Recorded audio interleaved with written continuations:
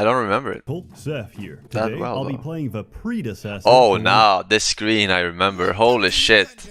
Yes. This screen I fucking remember. Oh, now it's all coming back to me. It's all coming back to me, man. This was some good shit. You haven't played this shit because you're Zoomers, but this was some good shit too, man. Damn, how bad must Heroes of Might and Magic 1 look like? I for sure haven't played that game, I think. Hang on, let me Google how it looks like. Heroes of Might and Magic 1. Images. Oh, it doesn't look that bad. It doesn't look that bad, honestly. Look at this shite. Wait, there's no way. No, this is Heroes of Might and Magic 3. What the fuck? HD edition. Okay, let's. Oh my god. Okay, this looks fucking cancer as fuck, actually. What is this? Picture for ants? Okay, it doesn't look so bad. Can I get a map? Is this one? This looks like it could be two. Okay, it looks kinda not too bad. The best turn-based strategy games of all time. A game where combat is decided by whoever gets to move first, victory is decided by who gets the most broken spells, and where the best day of the week is Monday. I'm speaking, of course, about Heroes of Might and Magic 2, but really, it should just be called Heroes of Magic, and sometimes Might if you're very unlucky. I played this first as a child, and now I return to it as a man-child. Released in 1996 by New World Computing, we're going to be looking at this game as the original building blocks for Heroes 3, which got everything right. In contrast, Heroes 2 gets everything wrong, but it's got a lot of soul, it's very pretty, and it's generally a very relaxing experience. First, let's cover the lore. The story takes place after the dominant monarchy has a little disagreement. Roland Iron Fist is the rightful successor to the This throne, is a Game of but Thrones Archibald prequel. Iron Fist has had enough of his faggot brother, so he accuses him of soiling the bed and forces him to flee the kingdom in embarrassment. In the campaign, you can choose to either stand with Roland Iron Fist and defend his right to shit the bed, or choose to represent Archibald in his rightful condemnation of his brother's scatological tendencies. Canonically, Roland wins and turns his brother to stone, which is used as a plot point in the RPG games since Archibald is the only person who understands what the nuclear fuck is physics. that? I'm not joking. I'm completely serious. You need to free him in Might and Magic 6 unless you want the planet to explode in a thermonuclear blast. The Archibald campaign is pretty challenging. The Roland campaign is a billion times worse. There's only one way to win. It's a complex strategy that I like to call restarting the mission until you get lucky and get a spell that lets you no-clip across the map. I think that statement alone should give you a hint of what Heroes 2 is all about. I got the good old games copy, which emulates the game to run on Windows 10. There's some glitches, but these can all be fixed by playing around with the configuration. Generally, everything looks, plays, and sounds great. This was the first Might and Magic game where they went all out with their sound design. Everything is beautifully composed, and I should mention, every single town theme is sung by a fucking professional opera singer. Have a listen.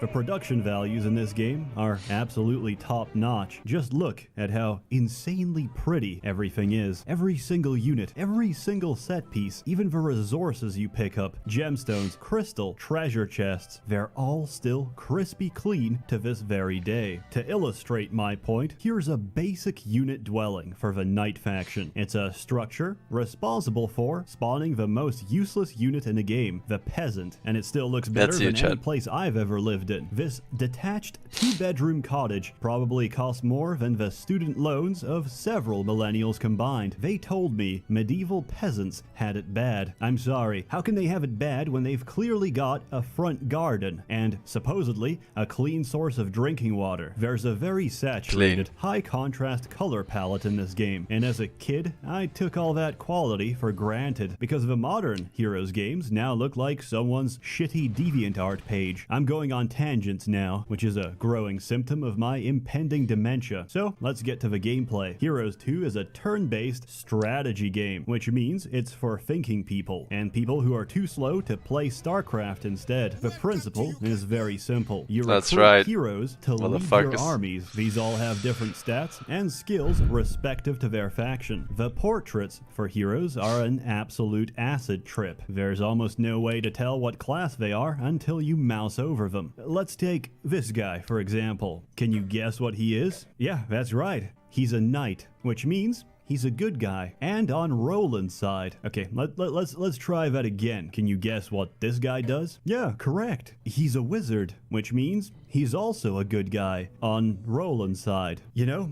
I'm really starting to doubt Roland's motives. Half of his team look like they've just come out from serving prison sentences for aggravated rape. But who am I to question royalty? A lot of the sorceresses make for great waifu material though. Ah, the 90s. Back before women became degenerate and started plastering their faces with septum piercings. Oh wait, oh no. You recruit armies by spending all your savings on dwellings that spit out new units at the start of each week. You also have to pay them up front. Each of the 6 factions has its own respective 6-unit army, which range in tiers from level 1 to level 6. However, your heroes can only hold 5 different stacks, so you'll have to pick and choose, or they've got 3 different shooters. Warlocks answer that by having 3 different flyers that can close the gap. Knights have no flyers, neither do the barbarians. Instead, the knights prefer to tank all the damage, while barbarians lack any kind of defense and rely on hitting fast and hitting hard. A sorceress is a mix of everything. A necromancer is a mix of everything undead. They get their ultimate unit quicker and cheaper than anyone else. And power liches are the only unit in the game which can accidentally wipe out half of your own army. You've got a limited set of moves and actions you can take every turn. Once you're done with your turn, the computer moves around and pretends to be intelligent. Rinse and repeat. Research new spells, upgrade your dwellings, get higher level troops which aren't worth the money, and crush your enemies. It's all very simple. What's not simple is figuring out which factions aren't complete garbage. So, to save you the time, I've made a very easy chart. As you can see, of the 6 different towns you can choose, 5 of them are objectively hot garbage. That's because warlocks have the best unit in the game.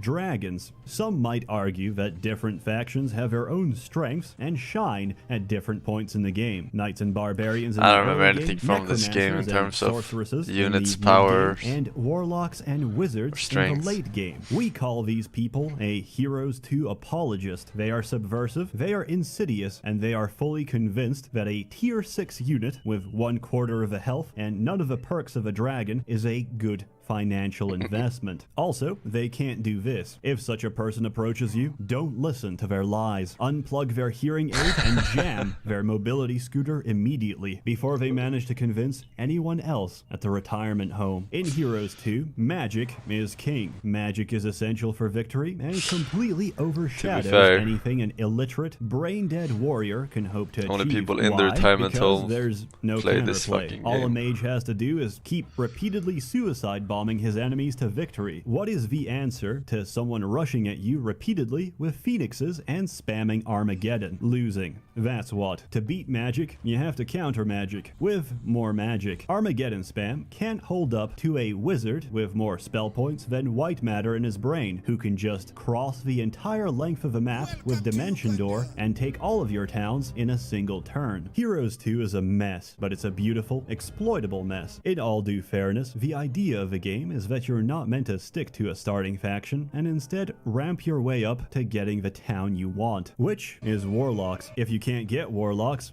settle for wizards. Titans can still hold up to dragons, and boars make for a good source of fresh pork, I guess. If you can't get wizards, settle for uninstalling the game. Also, it should be mentioned that while everything works great on my good old games copy, the sound clip used for teleportation has been completely scuffed. How? Why? I don't know, but I think we should all experience it together.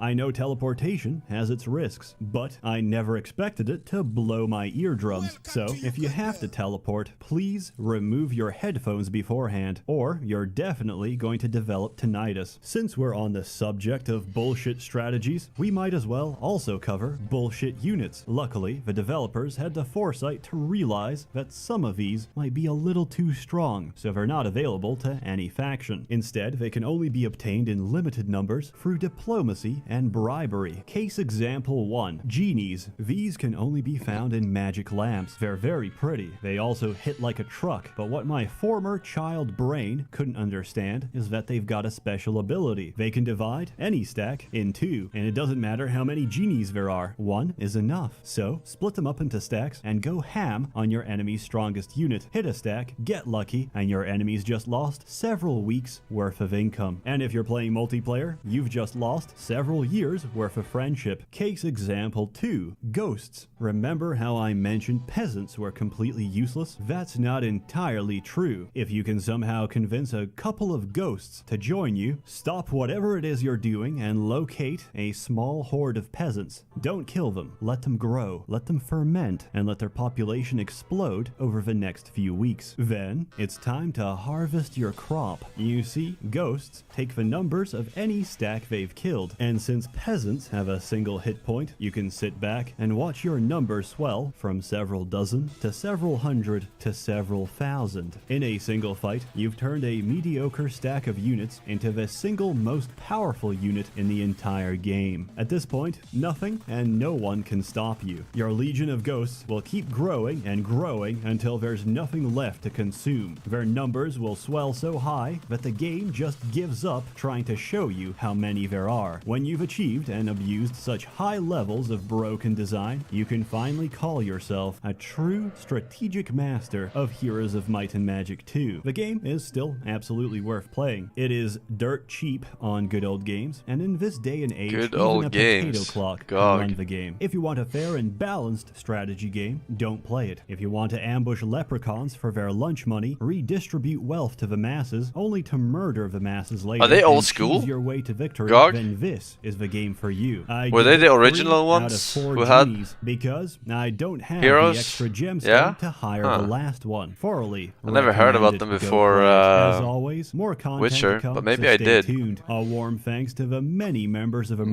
Merchants I Guild did know about generously them funding back and bankrolling these videos. A huge thanks to one member of the guild in particular, since he somehow managed to get me a signed copy of a Heroes Live Orchestra CD and a nice HP keyboard, which he optimized for me in case I ever decide to play a league again. Thank you, fam. You're all truly wonderful. Have a good one. And now it's time to violate. They had a different name back then. Oh.